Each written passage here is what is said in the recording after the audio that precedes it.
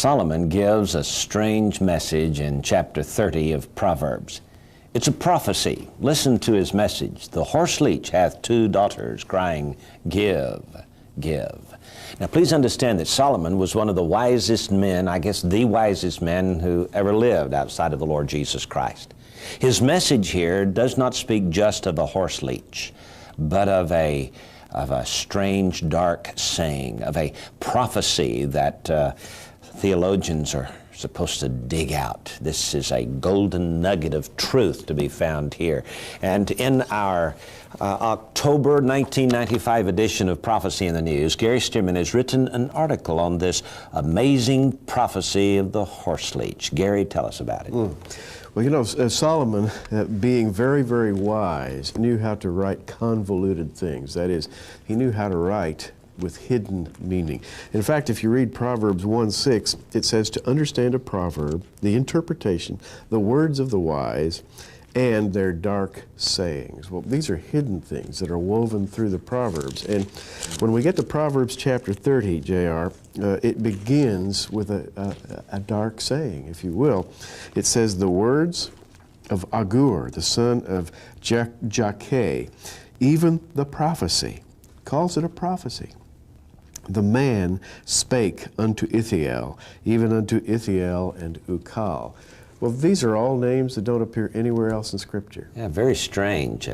Who is Agur and all of these various fellows that are mentioned here? Yeah, Agur means the gatherer in Hebrew. It's a word that means the gatherer, and Jakeh means the obedient. Okay, this gatherer here, could he be the gatherer of the Proverbs? I think he is. Solomon himself? Solomon himself. Agur is a code name then, shall we say, for Solomon. Okay. And Jakeh means the obedient, or the obedient one, and Ithiel and Ukal means there is a God, and I have made an end of things. So if you combine all of these sort of secret words, if you will, together, you come up with a statement like this. Solomon, the gatherer, the son of the obedient, delivers a prophetic oracle. There is a God, and in him all matters are concluded or brought to an end. And also this bringing to an end refers to the end of days, right? To the end of humanity as our human history as we now know it. That would bring us then to, shall we say, this generation? This generation. Now, we started out talking about the prophecy of the horseleach, and I've heard many comical interpretations of the horseleach. What in the world is a horseleach doing in the Bible? But the context of the horseleach is the fourfold mention of the generation in the preceding four verses. Proverbs 30:11 through 14 mentions this generation. There's a generation that curseth their father and doth not bless their mother. There's a generation that are pure in their own eyes and yet is not washed from their filthiness.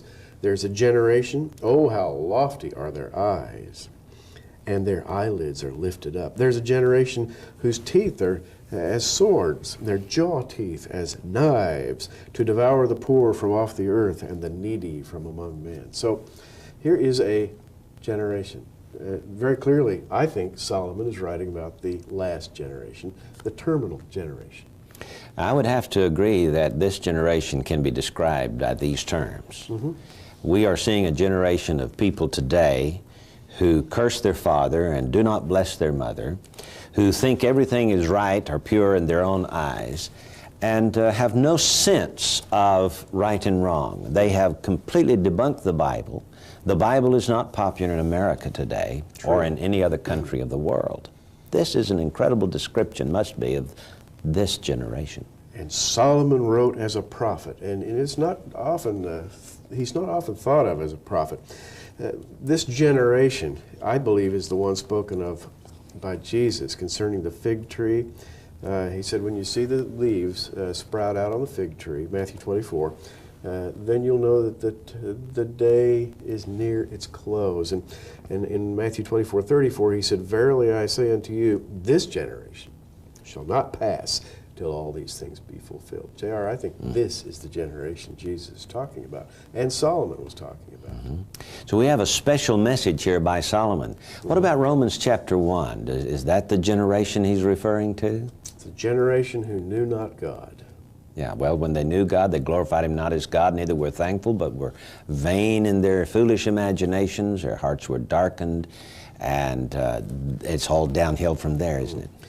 You know, this is the exciting thing about prophecy in the Bible, because prophecy is written like a tapestry.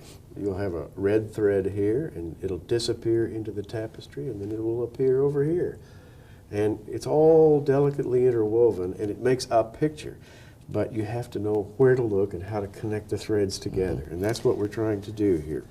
The generational thread spoken of by Jesus, even Paul, you know, he talked about the generation of people who would hear only doctrines of demons. He talked about it, the last generation as a generation of people who were without natural affection. Yes. In 1st Heady, and 2nd Timothy. high-minded, lovers of pleasure more than lovers of God. Yeah.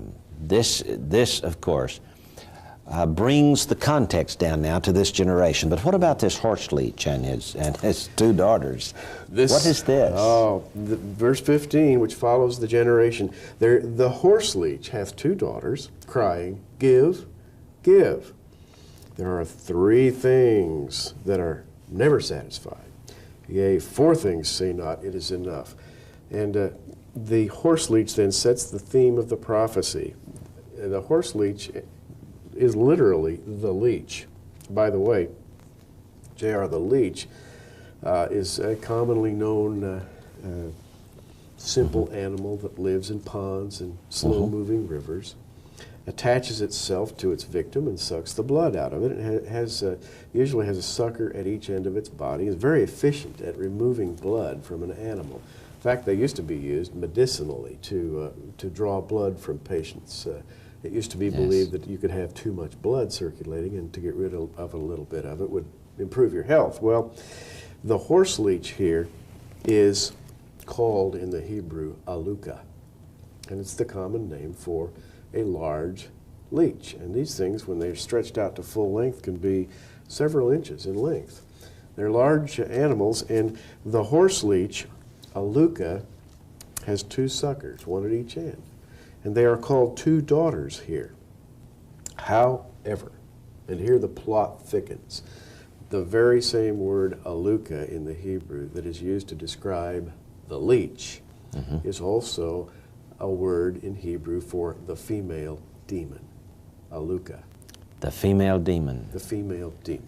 A night demon? A night demon. In our generation, our literature has such demons being called vampires, sometimes ghouls, sometimes flying demons. Yeah, let's talk about the vampire for just a moment. It's pictured as a male in our Western culture, but it does have the two daughters, the two teeth that do the sucking of the blood out of the neck of its victim. However, in generations prior to ours, the vampire was always featured as a female demon. And in the Middle East, Alukah was the female demon. In fact, Kyle and Delitzsch, writing their commentary on the book of Proverbs, which was written many, many years ago, write this: Alukah, from its nearest signification, denotes a demonical spirit of the character of the vampire, like the Dakini of the Indians, which nourish themselves on human flesh. The ghouls of the Arabs and Persians that inhabit graveyards and kill and eat men, particularly wanderers of the desert. And in regard to which it is to be remarked that the Arab Aulak, which is the same word root as Alukah, is indeed a name for a demon, and that Al-Alwak, according to the Qamus, is used in the sense of Al-Gwal, or the night demon. And I could go on and read more from Kyle and Delitzsch, but Alukah is a demon. So here is a well-respected commentary talking about this horseleach as actually being a metaphor for a night demon. A night demon. Such as the female vampire and so on. Amazing. Now, it's fascinating, J.R., that in the last generation, as Paul wrote, teaching would be centered around, as he put it, doctrines of demons. In other words, the demonic principle would grow in the last generation until it became prominent. You know, there are new television programs on this season about demons and ghosts and angels, That's dark angels from one side and good angels from the other side that contest each other for the souls of men. This is an incredible popular theme on television today. The more you watch television, the more you see it. It's repeated and repeated. And in fact, these demons are what Paul called principalities, powers, rulers of the darkness of this world. Solomon writes about Alukah and her two daughters. In the English, it's translated as horseleach, but the Hebrew word refers to a night demon, a female entity. Goddess worship. In the first century, Gary, goddess worship was very strong. It had been for centuries, ever since the Tower of Babel. Sure. As a matter of fact, it all started in Babylon, and the mystery Babylon the Great was born in the ancient days of Babylon. Really, the founding goddess, if you will, of Babylon was Ishtar. And she came down through the Persian and Greek and Roman and Egyptian societies as various fertility goddesses. They had different names. Isis, or the Diana of the Ephesians, for example, was the Greek fertility goddess. She was nothing but a slightly modified version of Ishtar. So Ishtar would be the original Alukah then, this horseleach, this bloodsucker. The Alukah, the horseleach, has two daughters. I think we're talking here about the feminine principle of worship, which in our day, and we'll talk more about this in a little bit, is a New Age principle, the worship of the goddess. So we had really two daughters, or two types of goddesses in the ancient world. The fertility goddess is represented by Ishtar and her group, and then we had the class of goddesses who were the wisdom goddesses. They were usually depicted as statues with helmets. They were carrying spears, and they were considered to be the guardians of the city, like Athena, for example, was the guardian of Athens. And standing at her side was the god of wisdom, the serpent. That is true. Exactly true. In fact, there's a modern American city that has a statue of Athena, and you can see that very clearly. Yes. In Nashville, Tennessee, at the rebuilt Parthenon there. There's a huge statue of Athena. And she has a helmet on her head showing that she's a goddess of war or protection of the city. And that's right. She has a spear, an instrument of war, and a shield, which says that she is not a lover but a fighter. And so we have the old cliche, I guess, make love not war. We have two daughters to this horseleach, Alukah. So the two daughters. The daughter of love and the daughter of war. Exactly. Well put, J.R. The fertility goddess is one daughter, the wisdom goddess, and she takes many forms. Athena, Minerva, Columbia, Europa. Even on the United States Capitol building, there's a goddess wearing a helmet right up on top of the U.S. Capitol. Yeah, called Liberty. This would be the wisdom goddess. The wisdom goddess. You know, in the Capitol dome, if you were to go in the Capitol building and look up in the dome, you see all of our forefathers, Benjamin Franklin, George Washington, all of the guys, you know, sitting around, and there is a Greek wisdom goddess standing at the shoulder of each one of those fellas to impart wisdom to them. That is correct. To build our nation. That's incredible. It shows you that no principle really ever dies. They may become subverted, but they're still there, just behind the scenes. And here we have then in Proverbs 30, the last generation, as depicted by Solomon, is a generation of selfish, arrogant pride that is empowered by Alukah and her two daughters, if you will. Alukah being the female demonic principle, the two daughters being the goddesses of fertility and wisdom, crying, give, give. And in the Hebrew, this is very emphatic. Chav, give, give. In other words, give me everything you've got. And they are bloodsuckers. They are suckers of the life out of men. They literally will suck the souls of men dry. Now this is not a statement against women here. By Solomon, he had 700 wives and 300 concubines. Yeah. He loved women. This is a demonic entity here. Now let's take it to the modern days. We know in ancient past there have been this night demon, this female night demon of the Arabian Nights. It must be a real entity. Yeah, as a matter of fact, it is. I'm convinced the demons are real, and they operate in very prescribed ways. They don't change from one generation to the other. However, they change their illusion. At their heart, they remain the same, but they change their clothing, if you will. And in our generation, if you stop and think about it, the vampire has been replaced totally by another kind of night demon, namely the little gray demon with the big black eyes that comes into people's bedrooms at night and whisks them away into a UFO for a medical examination. Jacques Vallée. Bottom line, huh? Yeah, Jacques Vallée, the famous UFO researcher and computer scientist, has developed a computer program in which he has entered UFO data, and he estimates that worldwide there is a minimum of 100,000 abduction cases reported each year. That's a minimum. He says there are probably many, many more. That's incredible. This is a modern, I'm convinced, demonic phenomenon, J.R. Now, there are a couple of interesting books that have been written by Whitley Strieber. Yeah. One entitled Communion, which is his true story, he says, of being abducted by the aliens of UFOs and given a medical examination. Let's talk about Whitley Strieber for a moment and his description of this female.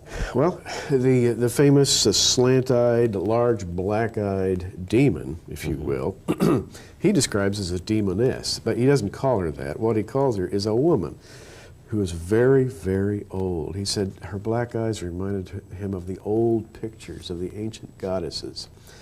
And he once heard her say in a deep, booming voice, as though from out of a cave, "Yes, we are very old." And as they performed their experiments on him, he said, "Quit it. You don't have a right to do this." And she looked at him and said, "Yes, we do have a right." And he was chilled to the very marrow of his bones by that. He doesn't understand where they get their right, but in fact, their right comes from their ancient spiritual right. Their father, their leader, Satan, the leader of the fallen angels and the demons, owns the souls of men. You're saying then that the unsaved man Yes, belongs to the devil. exactly. His body, soul, and spirit belongs to the devil. And these night demons have a full right to those people. Right. And it is only through trusting in Jesus Christ as Savior can that thing be broken. Exactly. And men be set free from his enslavement to Lucifer. And then subsequent to that, the night demon is powerless. That is, over those children of the Lord. The spell, if you will, the power is broken. Now, in this generation, especially since 1947, we've heard about these UFOs and Yes. these various abductions that are going on. What's to come of all this in the near future, Gary? Well, the New Age movement, which, by the way, worships the goddess, the two daughters of Alukah, if you will, the goddesses of wisdom and fertility. The New Age movement teaches that there are hovering mother ships poised to remove a selected few individuals from the face of the earth, while the earth is reformed into a new place, a new, shall we say, utopia, that will then be ruled under the ancient principles of the female goddess. This is their dream.